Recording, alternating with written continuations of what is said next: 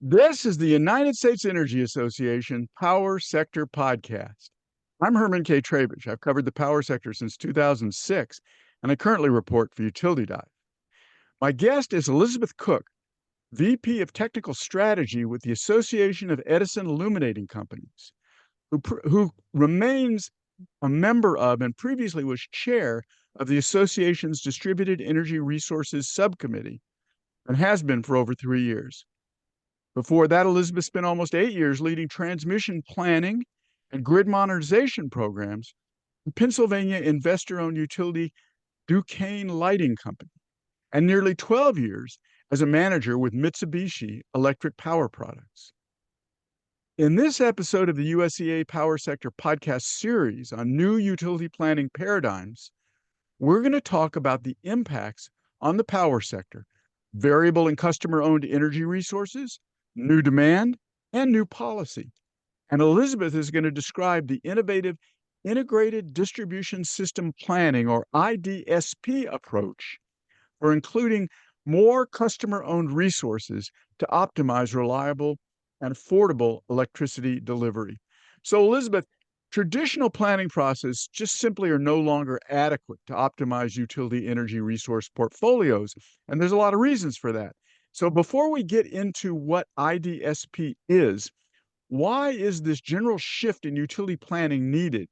And what's the overall goal of utility resource planning in this new energy transition? Yeah. Well, thank you for that question and for having me on to really share one of the topics that brings me great joy, Mhm. integrated distribution system planning.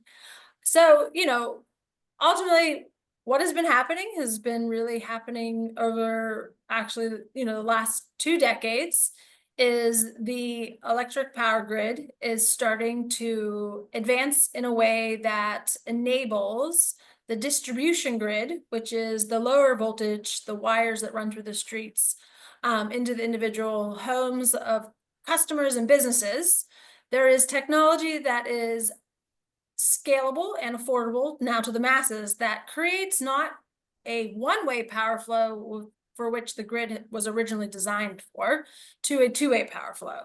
So just to simplify, having this new energy flow across the assets that have been built for one purpose are now being utilized for a different flow. And so from that requires an additional assessment and an increased situational awareness of those assets so the right decisions are made. And so what are causing that two-way power flow? It is really the distributed energy resources, which is a term that us industry folk have used to really bucketize, is that a word? Solar, energy storage, really customer generation that's available and can push back if designed to do so. So your, other typical generations that we've come used to. And then more recently, electric vehicle charging infrastructure. And then the other two programs, which I think a lot of us forget about, but it's the ability to create effective or poignant or designed demand response and or energy efficiency programs that kind of helps the whole grid. So that's DER. And because of these technologies, the grid as a whole needs to have a different perspective taken when planning and preparing for the reality of the future to come. Right. In many jurisdictions, those resources are growing and load is growing at the same time, data centers, that sort of thing. And so there's a whole new set of considerations that utilities have to think about and can take advantage of if they think about. So as a result, as integrated distribution system planning, or IDSP, has been developed. What is the goal for IDSP? Have utilities been using it for very long? And is there data that's beginning to show that it can be effective in achieving today's policy goals in ways that previous planning models haven't achieved? And if not, I guess I should ask you what data is necessary, and will this new form of planning help deliver that data? Right. So I think, it's important and maybe, for us to realize that when we all choose to create a set of words, to create a topic of interest, we've really gotten our arms around integrated distribution system planning. And that four words together could mean quite a lot of different things for different folks in different states of maturity in regards to Mm, the technology and the data that's available to the particular utility. I would like to coin it really truthfully now, especially with the ever growing electrical demand that is being requested of the transmission grid, such as your data centers and your large electric vehicle charging infrastructure, right. all of the other large chunks, that's a very technical word, of load being requested at one point, is really integrated system planning and operations. And Ah, so I think it's important that we start realizing that the operations, which is really the term we use for the real-time performance of the grid, needs to really ensure it's tying its needs, its understanding, and its visibility to a planning organization that are there to really put a stake in the ground for the current performance, but then project or create plans to meet certain changes in future realities. And so when we think about, what is IDSP and what is the goal? I think the original goal was ensuring that the utilities themselves were looking at how they're planning out the grid differently and being able to pull multi-layers of information into the overall solution that is produced. mm, So being a distribution planner since the beginning of the grid till really about 20 years ago, maybe even 5 years ago for some that are less seeing this change in flow, it was a simplification of Ohm's law across a set of assets that can be quantified by resistance. You can track the flow and you understood the voltage. So you were really able to design with pencil and paper fundamentally, and then ultimately spreadsheets. mm, However, knowing that these devices were going to do something different, the planner in itself really needed to start to think outside the box of like, could these devices at the edge be a part of the solution instead of being seen as a detriment? And so just that question itself opens the Pandora's box of being really creative on what potential solutions could fit the forecast or the ultimate reality that may occur in a particular community or a particular feeder, etc. So I believe that, since the first handful of solar interconnections, which was really the one technology that triggered a lot of utilities to say, this is different. And what does it mean to the overall health and performance of our assets that we have? I think there's a lot of conversation that it has to be a certain level of proliferation to be a problem. And that's absolutely not true. And I think the voices have not been heard that understanding that exchange of electrons down to the very minute one home requires a resource, thought, and understanding of where and how it may end up. That requires mm. a person, and then ultimately requires resources to be applied and observed. And then as it goes from 1 to 100 to 1,000 to tens of thousands, which some grids have seen, the problem always remains the same, is keeping the grid operating to the performance that the customers have always expected. So I do believe that utilities have been actively pursuing, creating IDSP plans. However, before they can happen holistically, the data must be available.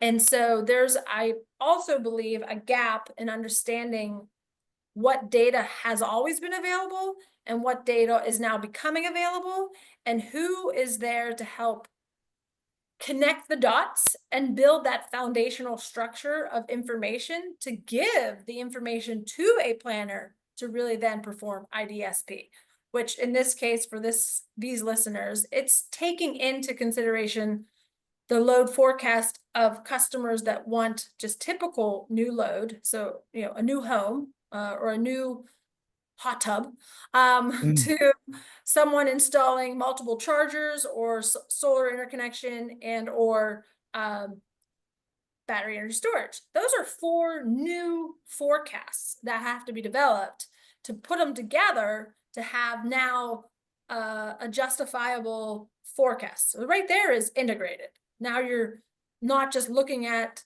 historical demand and projecting a load request based on historical means. The world has changed because depending on your policy goals and your customer segmentation and the desires of our customers to do things that have not been available to them, changes the whole ball game of load forecasting. So that's the beginning of it. And so developing a very robust analytical and iterative process to bring in all of those channels of information to get an adequate load forecast is challenge number 1. The next challenge for integrated distribution system planning is making sure you're bringing into asset health, the current age of the infrastructure, the current capacity for which it's serving, and then the ultimate voltage health. And so a lot of that data is new to the utilities from the granular perspective because you didn't have to sense and see all that information after the substation. As I recall, remember paper and pencil calculation. So now utilities are bringing in all of this additional information all the way down to the edge, which is a whole new set of data. Right. And lastly is your resiliency perspective, knowing that there's going to be storms and motor vehicles and more, you have more of that information that's granular and you can layer it into your grid's planning team, which then you get a whole bucket of new possible solutions, which also include utilizing this new technology to the advantage, such as incorporating a battery energy storage or creating a program with the solar or changing your rate structure or your time of use rates are all different tools that can be used when planning the expansion or the rebuild or whatever may come out of these multi-variant, which I think I listed about 6 of them that are Yeah, and that's just the beginning, right? right. And so that's IDSP, I guess, in a nutshell. So Right. utilities are embracing that. It's just requires, some time and additional resources to be able to effectively execute. So let's talk about IDSP a little bit more granularly. First of all, I want to mention that if you include operations, integrated distribution system planning and operations, you end up with the acronym IDSPO. And PO might be the way mistaken for how traditional planners reacted to IDS, but we won't get into that right now. Um, um, what I want to ask is, has IDSP, or is there a track record that shows that it is bringing in distributed energy resources, the customer-owned resources, into planning and into, are they being used? Is that affecting the operations of the system? Is there data that shows that? Are we seeing more, for instance, megawatts of uh, solar plus storage being used in systems? And if no, what IDSP processes or technologies are going to be needed to collect that data and use that customer-owned distributed energy resources? So I think, it's very hard to quantify particular use cases because, as I mentioned a little bit earlier, every grid, every utility has a distribution grid that is fundamentally isolated from any other grid owners, which is very different for the transmission world. But the grid in itself has become over time networked by installing intelligent pole top devices, which means you have multiple feeders that then break off into single phase feeders, which then are connected by automatic switching. And so fundamentally, you have a grid that may look like, from a steady state, 100 circuits. But then if you have these intelligent pole top switches that can tie those 100 circuits to each other, you could have a million scenarios. So I'll just share that. And that's just the beginning. Right. So when we talk about like merging operations and the planning, that's been happening over the last 2 decades. So the tools and the capabilities have been growing. And what I mean by that is like the operations folk make deterministic decisions based on real-time issues, and then they can coordinate kind of the utilization of all of those feeders in a way that's new and different.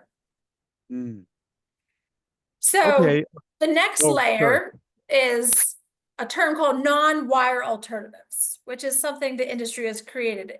Are the utilities effectively using new technology that can offset having to upgrade a wire, upgrade a transformer, or build a new circuit? And that's usually through battery energy storage and or creating demand response or energy efficiency programs dedicated to a certain pocket of a grid, which then could allow us to defer an additional project by not having to do that capacity upgrade. If you're able to, create a program that enables customers to take the reality of their grid that's serving them into perspective, and then as a community make decisions.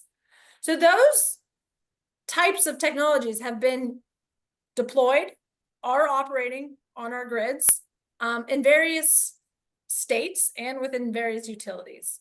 So I think they're actively available, but to get to where they have gotten to the point of installing, they needed data, and they needed the modeling capability, and they needed the resources dedicated to running these kind of analytics to determine these solutions to then take action.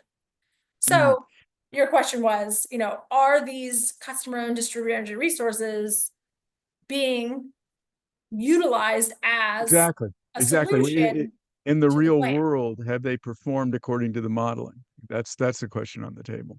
Yes, and so they have in pockets, but I think a lot of the lack of maybe the speed for which others or people from the outside looking in are seeking it to happen, it comes down to the reality of understanding what type of other technologies and capabilities are required to make that happen. Right. And So, and that's a very complicated subject matter. We can't really go there. What right. we can what I think you can say, and what I think you're saying, and please correct me if I'm wrong, and we don't have a lot of time, and there's one more question I want to get to. So correct me briefly if you can. What you're saying is they have proven these distributed energy resources in pockets have proven themselves, but power system is a big complicated system, and it has to perform 100% of the time, or as close to 100% of the time as possible. So it's going to take time to prove it at a much larger scale. Is that basically what you're saying? Correct. There's no peanut butter spread solution. Every solution needs to be analyzed, understood, and then agreements, partnerships, and execution must occur Okay. case by So case. we only have a few minutes left, Elizabeth. So I'm afraid you're going to have to give a brief answer to this. There will be more podcasts with other experts on this subject, but what is integrated system planning? It's ISP, not IDSP. Why do a lot of people think it's the next step toward planning that can maximize the value of all the resources available to the utility? Some people call it a combining of bulk system resources and distribution system resources. Um, what can you, and what's needed to allow planning to evolve if it needs to from IDSP to ISP? Just as best you can in a few minutes, Elizabeth. Right. Sorry. The first step is having the conversation and leaning in and hearing that our utilities effectively taking this path. And so ISP means breaking down the silos of generation, transmission, distribution, customer, and start seeing all four as a part of a solution to each other. And so what that means is, can the distribution and the customer become less reliant on the overall transmission to then offset the demand for which each distribution grid is pulling off the transmission? And so there are utilities that are effectively saying, yes, if we have the analytics, the capability to operate and then therefore plan accordingly to defer or use less energy or use on-site energy resources, aka DER, on the distribution, you can reprieve and have a different equation for the ultimate need of transmission and bulk generation. Mm, So that's merging the four worlds together and making sure we keep all of them in the discussion when planning out our resources and our overall build. interesting. Okay, so merging worlds. That's all the time we have for this podcast today. What a remarkable set of explanations we've gotten from Elizabeth Cook, VP of Technical Strategy with the Association of Edison Illuminating Companies. She's described integrated distribution system planning, the newest step toward a utility planning paradigm to optimize the power sector's delivery of reliable and affordable electricity. As always, I also want to thank our listeners for taking the time to check out the USEA Power Sector Podcast. Don't forget to subscribe, like, and share with everybody you know. By the way, now on Apple Podcasts as well as Spotify and YouTube. Our quest for energy transition solutions.